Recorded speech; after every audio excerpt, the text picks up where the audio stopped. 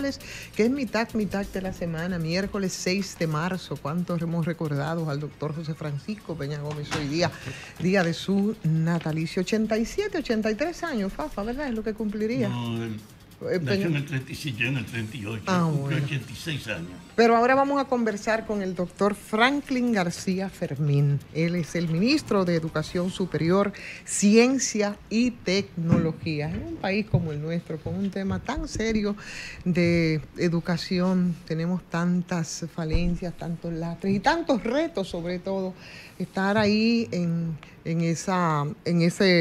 ciencia y tecnología no es nada fácil. ¿Cómo están las cosas, doctor? Bienvenido al Sol de la Tarde. Muchas gracias, un placer compartir con ustedes este espacio, este momento, sobre todo para hablar, como tú señalas, de educación superior, de ciencia, de tecnología, de innovación.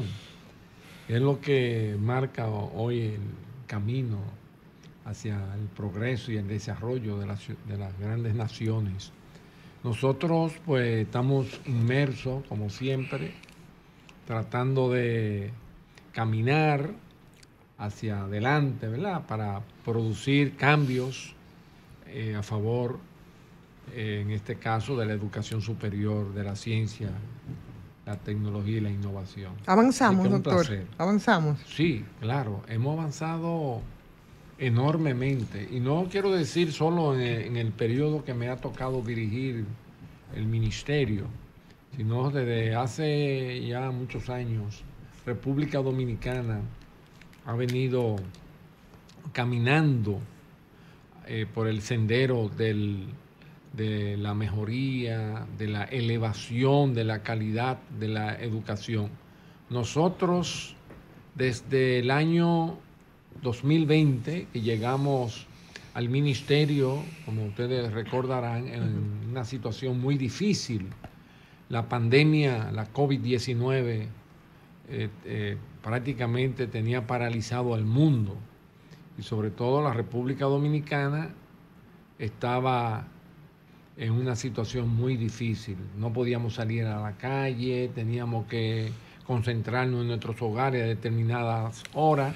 Pasamos de la docencia presencial, que era en gran mayoría, la docencia era presencial, a la virtual 100%. Es un cambio brusco que tuvimos que dar. Sin embargo, salimos hacia adelante.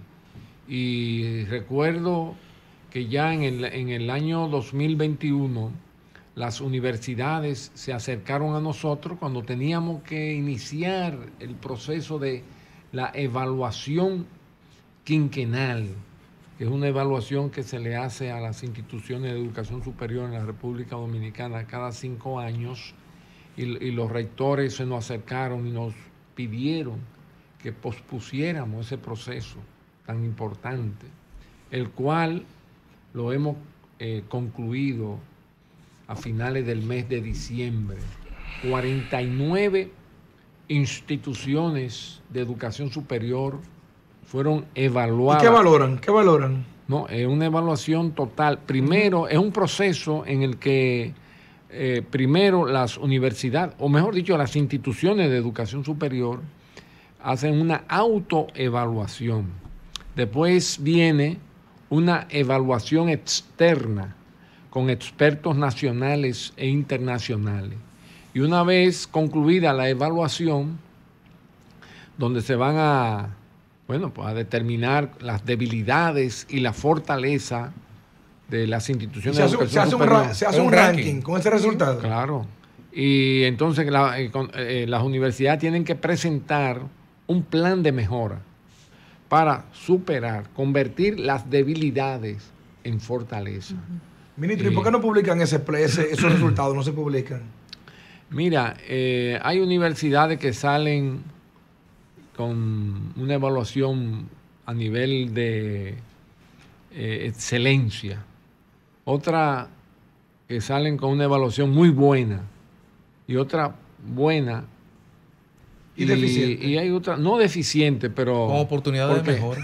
Sí. Esa es la parte humilde de pasar en la mano. Sí, oportunidades de mejora. Sí, pero todas tienen que presentar un plan de mejora, Porque no todas salen con el 100%. Un monitoreo de si una universidad o una institución de educación, un instituto superior, vamos a decir, especializado, obtiene una puntuación de un 94, por ejemplo, que es una elevada, tiene un 6% que hay que trabajar. ¿Y saca un 94 una universidad? Hay universidades que han sacado una evaluación. Es un proceso largo, muy riguroso. ¿Y por qué, ministro, entonces, si nos va tan bien en las pruebas internas, por qué nos va tan mal en las pruebas externas?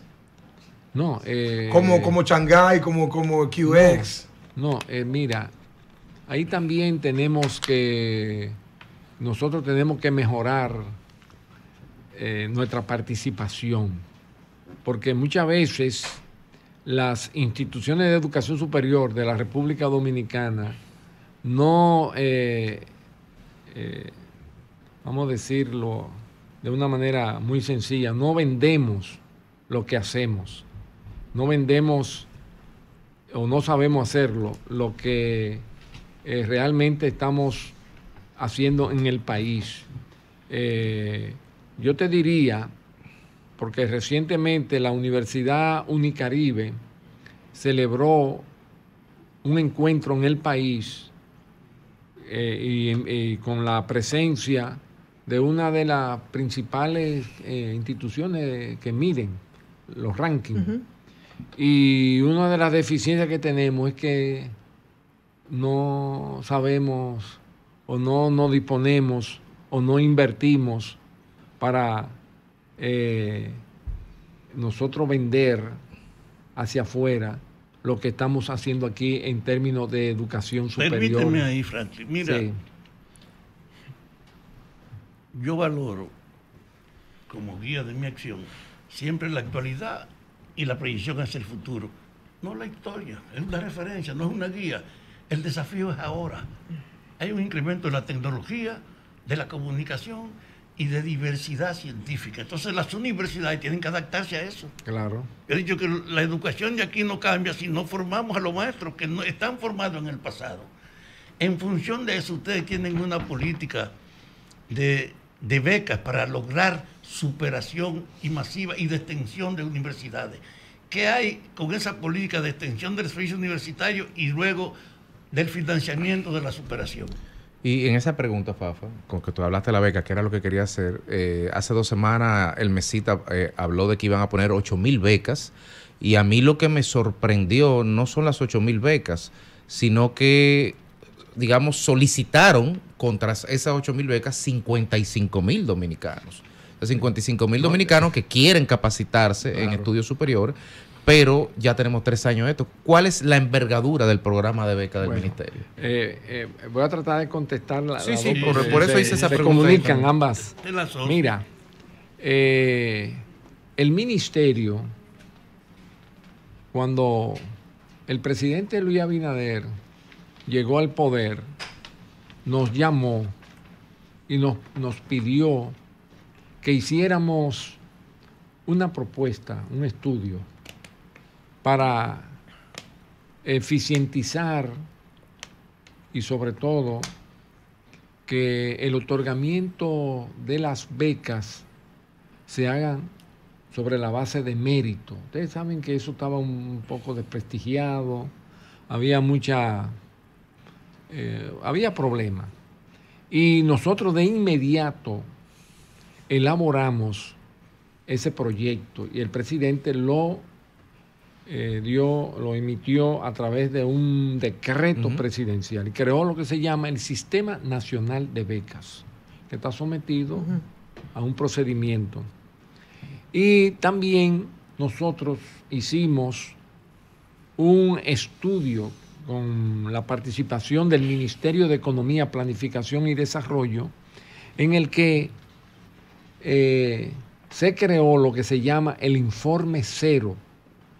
El Informe Cero no es más que un estudio para determinar cuáles son aquellas carreras que son de alto interés para el desarrollo del país, como por ejemplo las STEM, en la sigla en inglés, STEM o STEAM, sí, que tienen que ver con ciencia, tecnología, matemática. Y hoy las becas van dirigidas hacia ese segmento de las profesiones que hay hoy en el mundo, tanto en términos nacionales como en términos internacionales. Y la demanda es proporcional, ¿no? Porque la demanda ha aumentado, por la credibilidad que hoy tiene el otorgamiento de las becas. O sea, que lo hemos transparentado. Cada quien participa a través de un proceso, a través de las redes, no tiene que ir al ministerio, deposita todos sus documentos y las becas hoy llegan a todo el territorio nacional. Antes llegaban principalmente a los centros urbanos más importantes, el Distrito Nacional, el Gran Santo Domingo, Santiago, San Francisco, La Vega. Pero hoy las becas están llegando a todo el territorio nacional porque nosotros, además de promoverla a través de los distintos medios, nuestros técnicos viajan a todos los pueblos del país. Por ejemplo, la semana pasada, el fin de semana que acaba de concluir, desde el viernes, sábado y domingo, una comisión estuvo viajando por Dajabón, Montecristi, Santiago Rodríguez y toda esa zona para informar y motivar. para a través de talleres de inducción explicarle a los jóvenes y motivarlos a que participen y que ellos pueden tener la posibilidad de tener una beca, de viajar a Estados Unidos, de viajar a España o a los distintos países con los cuales nosotros tenemos acuerdo. Tenemos acuerdo con Harvard, y a través de un acuerdo que tenemos con la Embajada de los Estados Unidos. Ellos dan una beca que se llama la Fulbright. Sí. Entonces nosotros creamos un programa Fulbright MESID, que es como un subprograma de ellos. Ellos pagan el 50%, Estados Unidos, y República Dominicana paga el 50% restante por ciento. Pero también nosotros tenemos programa, acuerdo, con una de las universidades de mayor prestigio del mundo, que está en Reino Unido, que es la Universidad de Oxford, que por primera vez Oxford llega a un acuerdo con un país para el otorgamiento de becas. Claro, ellos ponen sus reglas de juego. Nosotros hacemos una preselección, pero finalmente son ellos quienes escogen. Pero también tenemos un acuerdo con la Embajada del Reino Unido y tenemos unas becas que ellos tienen, que ellos otorgan, que compite con Fulbright, que se llama Chevening.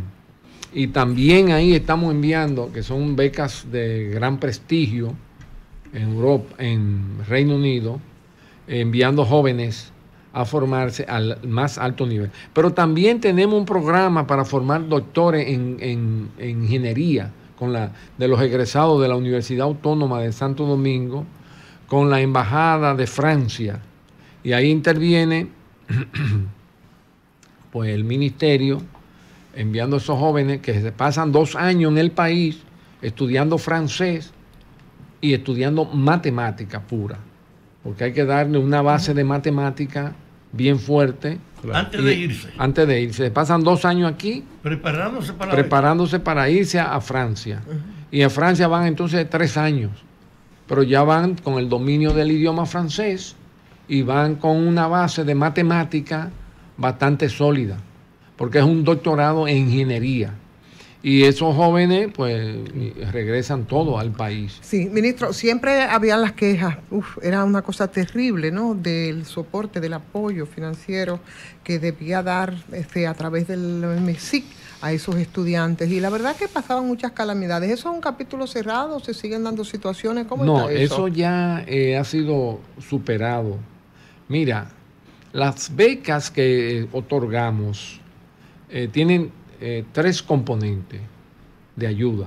Una, el pago de la matrícula. Dos, la manutención. Y tres, nosotros dotamos a nuestros becarios internacionales de un seguro médico, por si tienen cualquier problema afuera, no tengan ningún... Nosotros contratamos una compañía de seguro para que le ofrezca a esos jóvenes que están fuera la asistencia del seguro médico. Había mucho problema con respecto a eso, ustedes lo recordarán, que eso salía cada instante. Claro.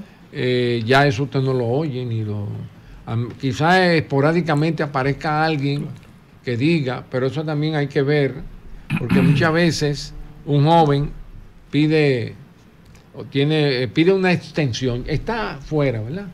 Pide una extensión, porque él quiere hacer un doctorado. Pero él a lo mejor piensa que con una simple carta, él pidiendo eso, con eso está resuelto. No, usted tiene que justificarlo y tiene que mandar los papeles de la universidad donde usted está. Si usted está en Oxford, la Universidad de Oxford tiene que mandarnos a nosotros todo lo que indique, ¿verdad? Que esa persona se va a quedar, y nosotros evaluamos y entonces determinamos. Por eso no es un trabajo tampoco de una semana ni de un mes. Eso se toma un tiempo. Y probablemente esa persona diga por las redes sociales o lo llama a ustedes y le dice que tiene de tantos meses en Londres y que no tiene con qué comer y que está pasando frío. Y entonces ahí nos calientan a nosotros. Sí. Y realmente nosotros no tenemos ningún tipo de culpa, ¿verdad? Para los que nos escuchan, estamos hablando con el ministro Franklin García Fermín, el ministro de Educación Superior, Ciencia y Tecnología. Le tengo dos preguntas. Una, con el tema de las becas, y es la siguiente. Sabemos que hay un incremento de la demanda, sabemos que hay mayores niveles de transparencia, pero ¿en qué medidas se han reforzado? Y yo sé que esta respuesta no es solo de su ministerio. ¿En qué medidas se han reforzado los mecanismos para garantizar que todos estos becados, este esfuerzo que hace el Estado Dominicano, va a redundar en beneficio para nosotros, que no se nos van a quedar allá, que están estudiando cosas que son necesarias aquí, que se van a reinsertar en el trabajo? Eso por un lado. Y para que me hable del estatus del Marco Nacional de Cualificaciones. Sí, bueno, muy importante esa pregunta, porque siempre es una inquietud. Y ciertamente hay jóvenes que se quedan, pero no en la proporción que se dice. Primero, nosotros nos reunimos con ellos cuando van ya están preparados para irse, que ustedes saben que el ministerio tiene que hacer todas las gestiones de conseguirle la visa, todo lo que eso implica, ¿verdad? No solo es darle la beca, sino también hay que firmar un contrato, un acuerdo en el que el becario se obliga a volver al país y permanecer 2 años, por lo menos, en el país. Ya después de 2 años usted es libre de hacer lo que entienda. Nosotros le explicamos, le damos una inducción que no deben quedarse, que cometen un error. Eso es lo primero que le explicamos. Pero en la práctica, ministro, una gran mayoría, pero cuando digo una gran mayoría, sin manejar una estadística, se quedan y se pierde toda una inversión. No es tanta que lo que se percibe. A veces la percepción se entiende que se quedan mucho. No, porque eso lo llevamos nosotros controlado. Además, en tanto se formen, la inversión no se pierde. No, claro, sí, que se pierde. Si una gente tú lo forma en matemática y se queda atendiendo a un viejito, que es un buen trabajo atender a un viejito en España, y tú lo formaste con $40,000 para matemáticas, claro que se perdió. Pero fíjate que el que lo haga comete un error. Entonces, ¿qué pasa? Que a los años después vienen al MESI, a través de un familiar, de un primo, la madre, el padre, el hermano, pidiendo una no objeción. Porque ese joven fue a estudiar con una visa especial, ¿verdad? Una visa de estudiante. Entonces, cuando suelen quedarse, ese joven no puede regularizar, o esa joven no puede regularizar su estatus migratorio. Entonces vienen al país porque el país receptor le pide que República Dominicana le dé una carta de no objeción que la firma el ministro. Y eso tiene que ir a la Cancillería. Y la Cancillería entonces lo envía a la Cancillería del país receptor, donde se encuentra el joven. Y nosotros esa carta no la firmamos. Solo de manera excepcional la podemos firmar si la persona, el becario, le retorna al país la suma invertida. Franklin, el compañero. Porque si nosotros firmamos esa carta de no objeción para ellos regularizar su estatus allí, estamos incitando a que los demás se queden. Claro. Él te preguntaba sobre las informaciones. Tú estás explicando.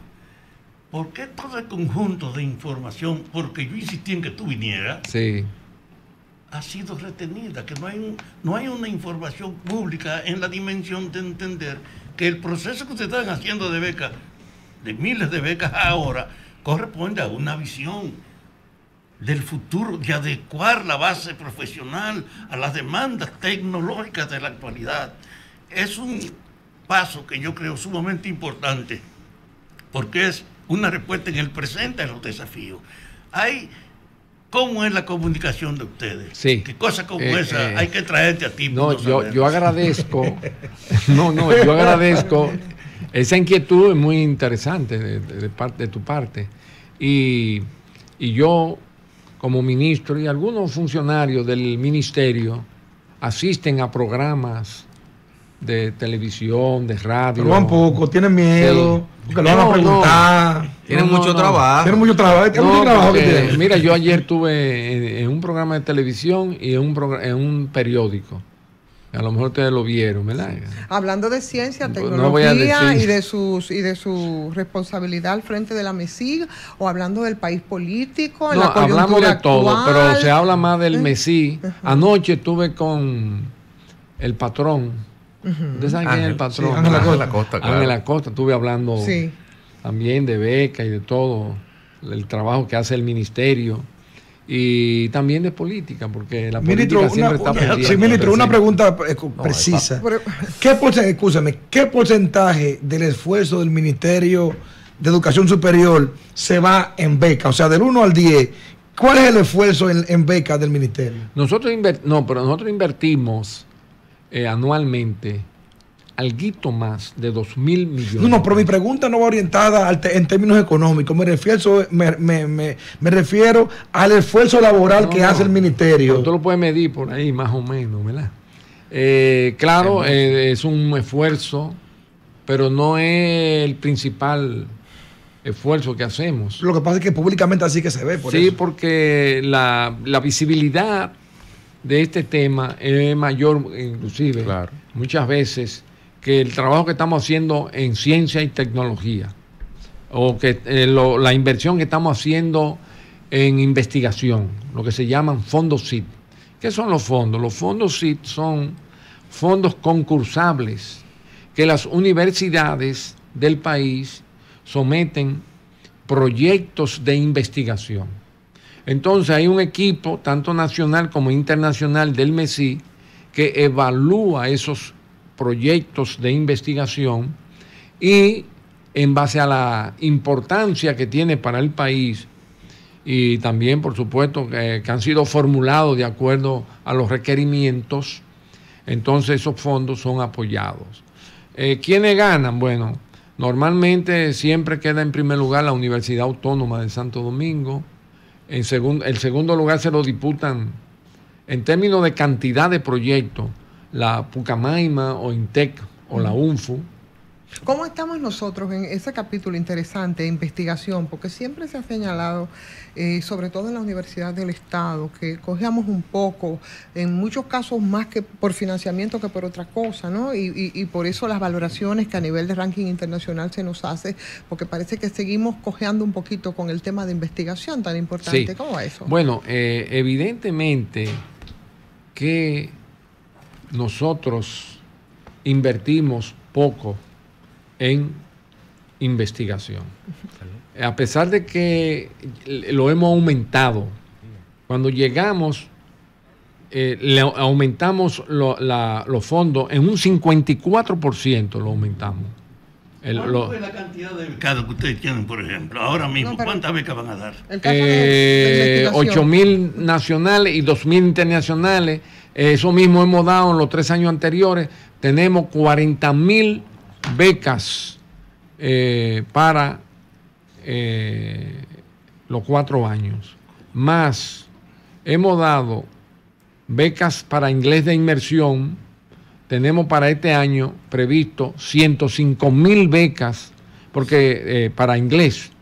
Vamos a dar, tenemos un sistema que es el que se viene ejecutando desde hace un tiempo, que lo hemos aumentado, lo hemos llevado a 35.000 para este año, porque el presidente se preocupó mucho en el sentido de que de cada 4 jóvenes que piden entrar a inglés de inmersión, solo le podemos captar 1.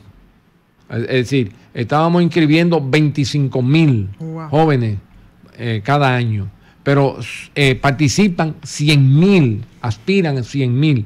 Entonces, de cada 4 solo entra 1. Y ahora, que es el programa que tenemos, se llama Inglés de Inmersión para la Competitividad. Entonces estamos levantando un programa con el apoyo... Como que se ha caído ese programa de inglés por inmersión, que tuvo mucho prestigio. No, ¿cómo que se ha caído? Al contrario. Bueno, mucho run antes no sonaba, no sé. No. Déjame decirte, bueno, te voy a decir, por ejemplo. Sí, son esas estadísticas. Ahora, hace un mes... Pero Fafa tiene razón entonces. No, oye esto, sí, pero fíjate, mira. Nosotros ahora acabamos de... abrir varios grupos en un municipio de Barahona que se llama, ay Dios mío. Paraíso. Porque lo tenemos en Barahona, ¿verdad? Pero hoy lo hemos llevado a Paraíso.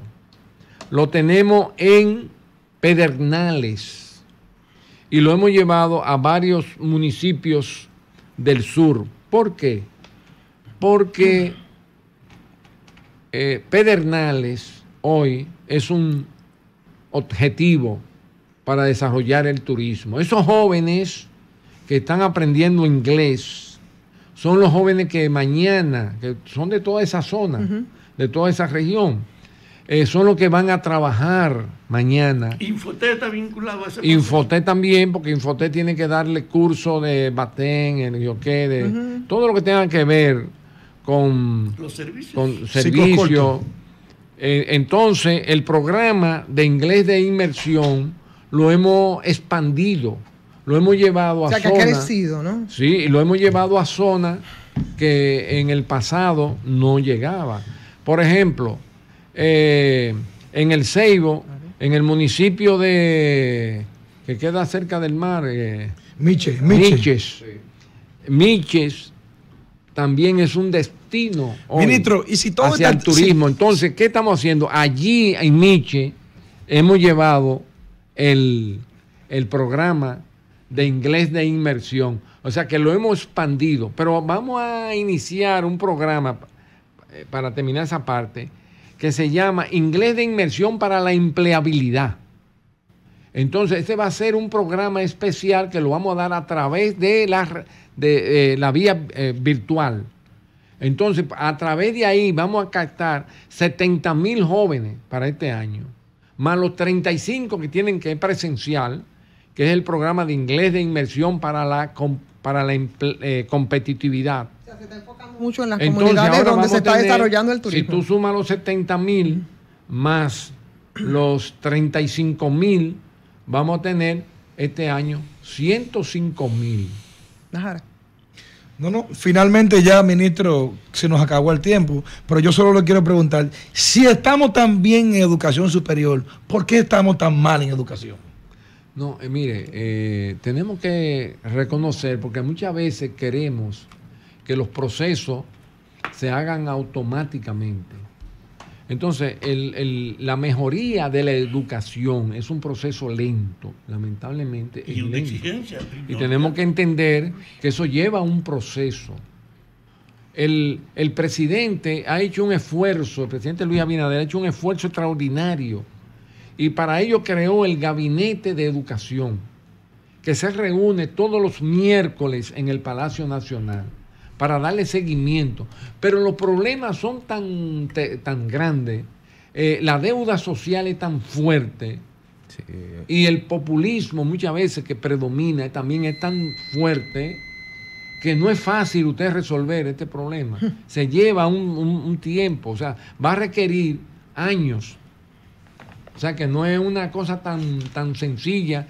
Si fuera a través de un decreto o a través de una simple voluntad y que se haga automático, sería lo ideal. Pero la verdad es que cambiar y mejorar la educación en sentido general, eso tiene un proceso y que no es tan corto, se lleva sus años. Y todavía sigue siendo un gran reto para la República Dominicana. Y yo quiero que te la lleves. Sí. La función del Ministerio de Educación Superior en relación con las universidades. Sí, bueno, es el órgano rector del sistema, es la institución que regula la educación, es el órgano que le da seguimiento a las universidades, que le exige y que tienen que cumplir, y si no cumplen pueden ser hasta cerradas. Una universidad, una institución de educación superior que no cumpla con los requerimientos. Pero puedo decir con gran satisfacción que hay un sentido de responsabilidad muy grande hoy en la República Dominicana en la educación superior, y que la educación superior ha cambiado enormemente. Si la comparamos, si vemos retroactivamente, podemos darnos cuenta cuán ha sido el cambio que se da hoy en la educación superior, cuando vemos en el pasado que habían universidades que tenían una biblioteca, que era la biblioteca del dueño de la universidad. Hoy eso no sucede, ni puede suceder, porque los controles son muy estrictos y el ministerio siempre está encima, vamos a decirlo así, para decirlo en un término sencillo y que se entienda, encima de las instituciones de educación superior. Doctor Franklin García Fermín, un placer, muy grato conversar con usted, ministro de Educación Superior, Ciencia y Tecnología. Gracias a usted por estar con nosotros, Alejandro.